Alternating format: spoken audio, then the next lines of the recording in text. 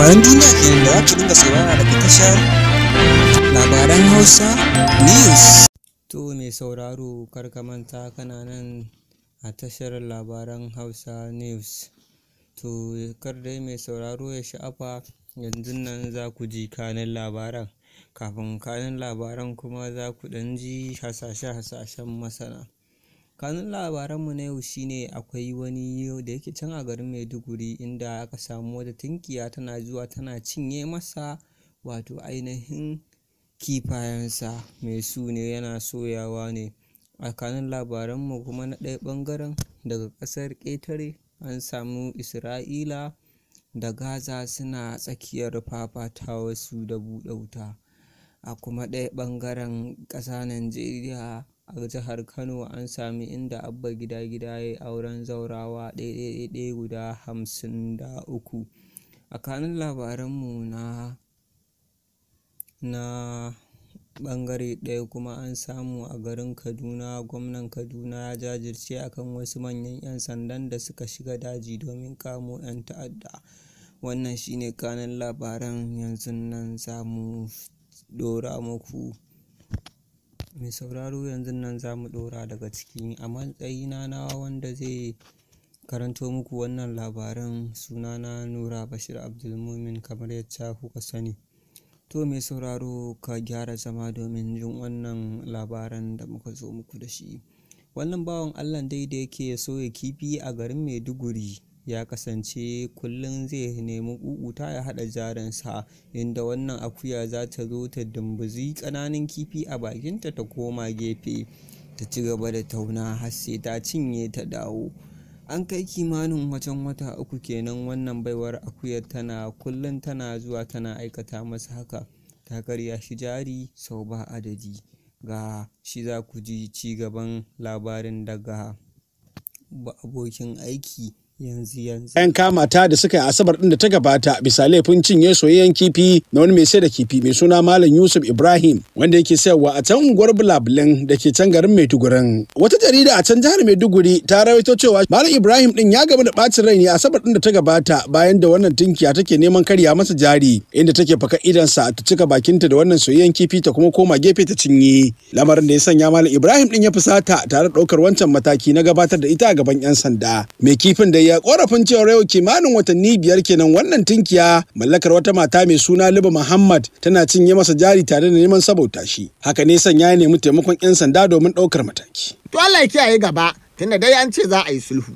A ci gaba da tunasar da 'yan uwa musulmi da ake yi na aikin da za a samu ladan da ba san adadinsa ba. Shin ko muna azumtar azumin nafila na Litinin da Alhamis? To idan ba ma yi, ya kamata mu farka daga dogon baccin da muke yi domin cin ribar da ke cikin azumin nafila, musamman ma na tsakiyar wata wato inda Abba Gida wato Abba Kabir Yusuf kenan, sabon gwamnan jihar Kano wanda Dr. Abdullahi Umar Ganduje ya sauka ya karɓi mulki.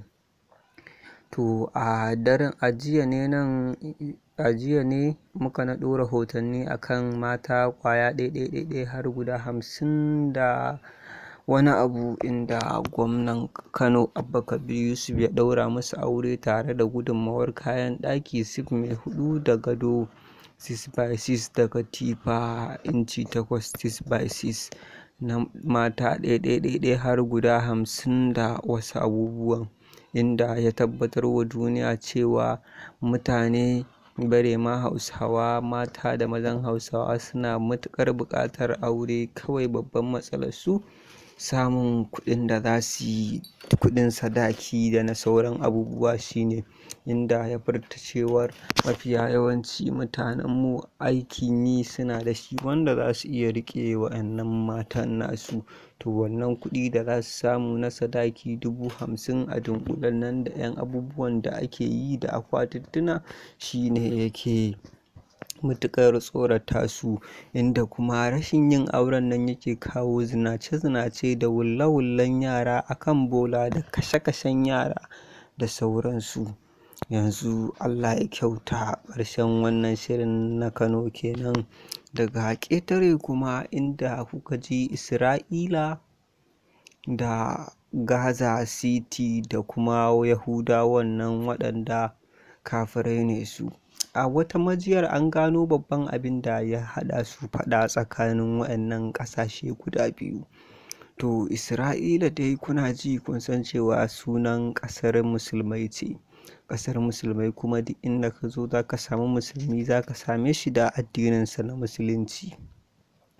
To a can baya Yahudawa suna yawan shigowa suna siyan waɗannan guri na Isra'ilawa. To idan sun zo sun siya, shi Isra'ile zai siyar da gurin, idan haka zai siyar wa ɗan uwansa zai sai da shi a naira 50 ne, idan kuma har Bayahude zai siyar zai iya sai da shi a naira 20,000 a kuɗinsu na can, a can shekarun baya da wuce kuɗinsu mai daraja.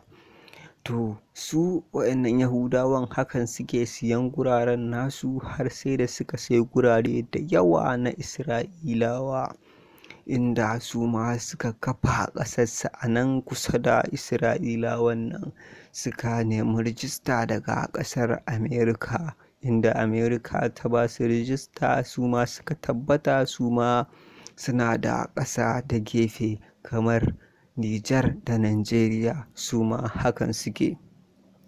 To ana cikin zaman kenan rikici ya ɓarke tsakanin Isra'ila da kuma waɗannan Yahudawan, inda Yahudawan suke ƙoƙarin su ƙwaci Isra'ila ta ƙarfin tuwon dantse, inda su kuma Isra'ila sun riga da sun zage dantse domin nuna cewar ba a isa an ƙwatan musu inda aka zo aka tadda su shekara da shekaru ba, yayin da wasunsu suka mamallaki makamai na yaƙi na Isra'ilawa. Yahudawa kuma yayin da suka karɓo rijista daga ƙasar Amerika, Amerika ta ba su wato makamin nukiliya.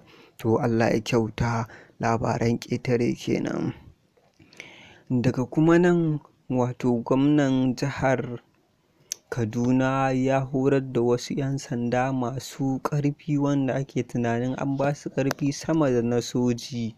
Waɗannan 'yan sandan kuma suna da ƙarfin da ta garanti ba a magana akan ƙarfin nan nasu, inda ƙarfin nan da suke gwadawa aka sa aka tura su wani daji suka ƙwato kimanin mata guda 24 a hannun wasu 'yan bindiga, inda sun samu nasarar kamo matan ne a yayin da 'yan bindigan suka shiga wani ƙauye, yayin da wannan gwamnan na Kaduna ya tura waɗannan 'yan sandan nashi masu kamar soji suka je suka ƙwato waɗannan bayan Allah matan kimanin 20 da something, inda wannan gwamnan ya tabbatarwa da duniya cewa waɗannan 'yan sandan nasu sun ba su horo irin na soji, amma kuma suna da tabbacin cewa sun fi soji ƙarfi ta wani ɓangaren, inda muka tsaya da labarai. A nan kuka ji ƙarshen shirin namu na labaran duniya,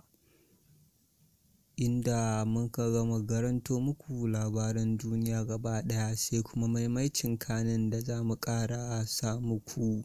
Kar ku manta ku kasance da labaran Hausa News, sannan sai ku danna subscribe, sai ku danna alamun ƙararrawa.